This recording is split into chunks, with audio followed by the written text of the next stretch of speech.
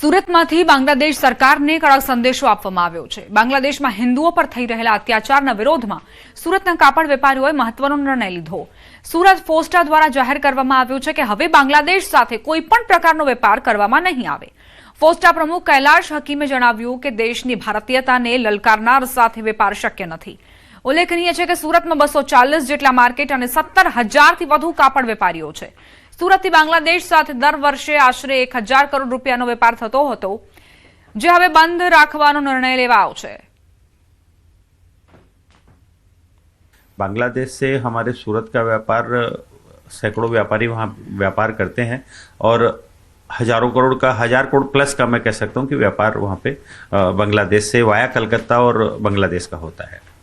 ऐसे ऐसे देश जो टारगेट बना रहे हैं हिंदुस्तान की प्रगति को, और बिल्कुल मैं सभी व्यापारियों से ये कहूँगा कि ऐसे देशों से हमें कोई व्यापार करने की ज़रूरत नहीं है, जो स्पेशली हम लोगों को यदि कोई टारगेट बना के व्यापार करना चाहते हैं। ऐसा यदि व्यापार हमारा थोड़ा कम भी होता है तो हम बर्दाश्त करें। दुनिया में बहुत बड़ी दुनिया है व्यापार करने के लिए। पालनपुरना गादलवाड़ाना युवक भरत चौधरीनी हत्यानो मामलो। पोलीसे हत्यामां शामिल मुख्य आरोपी भार्गव मंडोरा सहित 6 आरोपीओनी अटकायत करी।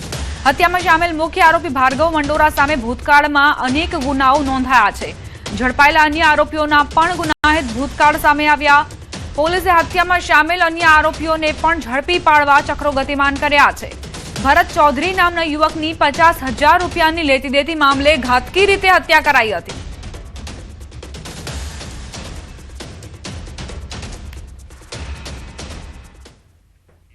जूनागढ़ में नवाबी युगनी याद अपावतु भव्य शाही फूलेकू योजायु। जाणीता अच्चुभाई बघीवाड़ाना पौत्र तोकीर खानना लग्न प्रसंगे आ ऐतिहासिक फूलेकू निकळ्યું। चांदीनी बग्घी, हाथी, घोड़ा अने राजवाड़ी ठाठमाठ साथे फूलेकू शहेरभरमां आकर्षणनुं केंद्र बन्युं। नाचती कुदरती घोड़ीओ, सीधी बादशाहनुं नृत्य, बेंड बाजा अने घोड़ाओनी करतबोथी लोको मंत्रमुग्ध बन्या। 5 किलोमीटर लांबा फूलेकाने जोवा हजारों लोग उमटी पड्या। અમારી પરંપરા જાળવવા માટે અમે એક વરઘોડો શાહી વરઘોડાની પરંપરા જાળવી રાખવા માટે અમે આયોજન કરીએ છીએ, જેથી કરીને અમારા લોધી પરિવાર એક વંશવારો સંભાળવા માટે, એક સંસ્કૃતિ જાળવવા માટે અમે એક અમારા ભત્રીજાને જે તોકીર ખાન, ફજલ અહેમદ ખાન લોધી પરિવાર બધી વિલંબ કરીએ છીએ। એ આયોજન અમારા નવાબી વખતમાંથી પરંપરાથી હોઈ આવે છે અને અમે જાળવી રાખ્યો છે।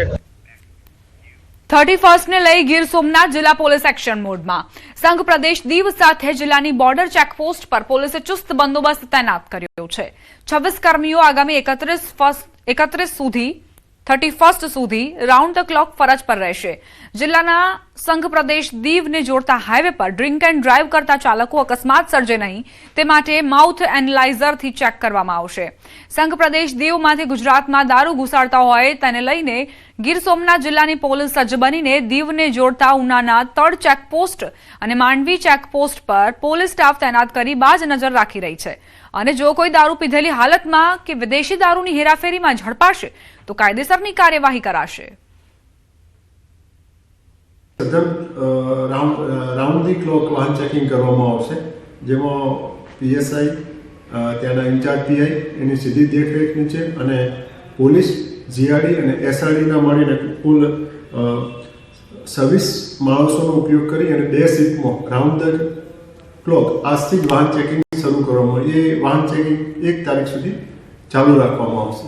31 ને હવે ગણતરીના દિવસો જ બાકી છે, ત્યારે પ્રવાસન સ્થળ દીવ નજીક આવેલા ગીર સોમનાથ જિલ્લાની 2 ચેકપોસ્ટો છે કે જે ચેકપોસ્ટો ઉપર હાલ જે વાહનોના ચેકિંગ છે તે હાથ ધરવામાં આવી રહ્યા છે, કારણ કે આ જે બંને ચેકપોસ્ટ છે એટલે કે એક તો તળ ચેકપોસ્ટ છે અને બીજી છે તે માંડવી ચેકપોસ્ટ છે અને આ બંને ચેકપોસ્ટ પરથી અવારનવાર બુટલેગરો છે તે ગુજરાત અને ગીર સોમનાથ જિલ્લાની અંદર દારૂ ઘુસાડવા માટેના પ્રયત્નો છે તે કરતા હોય છે અને તેમના ભાગરૂપે જ્યારે હવે 31 નજીક આવી રહી છે ત્યારે નવા બંદર મરીન પોલીસ અને ચેકપોસ્ટ ઉપરના તમામ પોલીસ કર્મીઓ છે કે જેઓ હાલ તમામ જે આવતા જતા વાહનો છે તેમને ચેક કરવામાં આવી રહ્યા છે, જેથી કરીને ગીર સોમનાથ હોય કે ગુજરાતની અંદર સંઘ પ્રદેશ દીવમાંથી દારૂ ઘુસાડવા માટેના બુટલેગરો છે તે પ્રયાસ ન કરી શકે અને તે તમામ પ્રકારની કાર્યવાહી છે તે હાલ પોલીસ કરી રહી છે। જોકે જેમ 31 નજીક આવતી જશે તેમ બુટલેગરો છે તે બેફામ બનતા હોય છે અને તેમની ચિંતામાં હાલ વધારો થયો છે, કારણ કે બંને ચેક પોસ્ટ ઉપર સઘન ચેકિંગ વ્યવસ્થા છે તે હાથ ધરવામાં આવી છે। દિનેશ સોલંકી, ન્યૂઝ 18 ગુજરાતી, ગીર સોમનાથ। 31 નજીક આવતા જ વલસાડ જિલ્લામાં પોલીસ એલર્ટ મોડ પર છે। જિલ્લામાં ઠેર ઠેર વાહન ચેકિંગ કરાઈ રહ્યું છે। જો કે રાજ્યની વલસાડ જિલ્લામાં આવતી આંતરરાજ્ય ચેકપોસ્ટો પર વિશેષ સુરક્ષા બંદોબસ્ત ગોઠવવામાં આવ્યો છે। ત્યારે સંઘ પ્રદેશ, દમણ, દાદરા નગર હવેલી અને મહારાષ્ટ્રની હદ પર આવેલી આંતરરાજ્ય ચેકપોસ્ટ પર વલસાડ જિલ્લા પોલીસ દ્વારા ચેકિંગ કરાઈ રહ્યું છે। પોલીસની આ કાર્યવાહી દરમિયાન દર વર્ષે લાખો કરોડો રૂપિયાનો દારૂનો જથ્થો પણ ઝડપાય છે।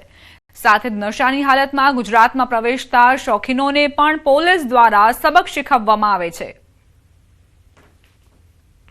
31 નજીક આવતા જ વલસાડ જિલ્લામાં પોલીસ એલર્ટ મોડ પર જોવા મળી રહી છે અને ખાસ કરીને વલસાડ જિલ્લાને સ્પર્શતી જે આંતરરાજ્ય ચેકપોસ્ટો છે ત્યાં આગળ વિશેષ બંદોબસ્ત ગોઠવવામાં આવ્યો છે અને સાથે જ કડક વાહન ચેકિંગ પણ કરવામાં આવી રહ્યું છે। અત્યારે આ જે દ્રશ્ય છે તે દ્રશ્યો સંઘ પ્રદેશ, દમણ અને વલસાડ જિલ્લાની હદ પર આવેલા છે દાભેલ ચેકપોસ્ટના છે। અહીંયાથી જે સંઘ પ્રદેશ, દમણમાંથી જે વાહનો અહીંયા આગળ આવે છે ત્યાં આગળ આ વાહનોનું છે ચેકિંગ કરવામાં આવે છે। મહત્વપૂર્ણ છે કે 31ના સમય દરમિયાન છે રાજ્યમાં દારૂની રેલમછેલ રોકવા માટે પોલીસ દ્વારા વિશેષ એક્શન પ્લાન કરવામાં આવે છે। દારૂની છૂટ ધરાવતા સંઘ પ્રદેશ, દમણ, દાદરાનગર હવેલી અને મહારાષ્ટ્રની હદ પર આવેલા તે વલસાડ જિલ્લો છે ત્યાં પોલીસે વિશેષ ચેકિંગ કરવામાં આવે છે। દાભેલ ચેકપોસ્ટની સાથે કચ્છીગામ ચેકપોસ્ટ, કલસરિયા ચેકપોસ્ટની સાથે જે વલસાડ જિલ્લાને સ્પર્શતા જે સંઘ પ્રદેશ, દમણ, દાદરાનગર હવેલી અને વલસાડ જિલ્લાની જે હદ પર આવેલી 21 જેટલી કાયમી ચેકપોસ્ટો પર આ રીતે જ પોલીસ દ્વારા બંદોબસ્ત સાથે વાહન ચેકિંગ કરવામાં આવે છે। આપને જણાવી દઈએ કે સંઘ પ્રદેશ, દમણની સાથે મહારાષ્ટ્રમાં પણ મોટા માત્રામાં દારૂ ગુજરાતમાં ઘુસાડવામાં આવે છે। આથી પોલીસ દ્વારા અહીંયા આગળ વિશેષ ચેકિંગ હાથ ધરવામાં આવે છે। અહીંયા આગળ જે રીતે જોવા મળી રહ્યું છે કે જે રિક્ષામાં આવતા વાહનોને પણ અહીંયા આગળ રોકી અને જે પેસેન્જરો છે તેમને ચેક કરવામાં આવે છે। દર વર્ષે કરોડો રૂપિયાનો દારૂ છે ગુજરાતમાં અહીંયા આગળ સંઘ પ્રદેશ, દમણ, દાદરાનગર હવેલી અને મહારાષ્ટ્રથી આવે છે। આથી એને રોકવા માટે અને વિશેષ કરીને 31ના સમય દરમિયાન છે અહીંયા આગળ પોલીસ વધારે સુરક્ષા રાખે છે અને વધારે સતત ચેકિંગ કરવામાં આવી રહ્યું છે। આમ વલસાડ જિલ્લાની જે આંતરરાજ્ય ચેકપોસ્ટો છે ત્યાં આગળ પોલીસ દ્વારા વિશેષ સઘન બંદોબસ્ત સાથે ચેકિંગ કરવામાં આવી રહ્યું છે। ભરતસિંહ વાઢેર, ન્યૂઝ 18 ગુજરાતી, વલસાડ। સમાચાર વડોદરાથી વૃક્ષો કાપવાના કેસમાં તલસટ ગામના સરપંચને હોદ્દા પરથી દૂર કરાયા। વિશ્વામિત્રી પહોળી કરવાના બહાને સરપંચે વૃક્ષો કાપી નાખ્યા હતા। 37 વૃક્ષોનું નિકંદન કાઢનાર સરપંચને ડીડીઓએ હોદ્દા પરથી દૂર કર્યા। વડોદરા ગ્રામ્ય મામલતદારે તપાસ કરી 8.35 લાખનો દંડ કર્યો હતો। સરપંચ નવનીત બળવંત ઠાકોરે વૃક્ષો કાપી વેચી માર્યા હતા।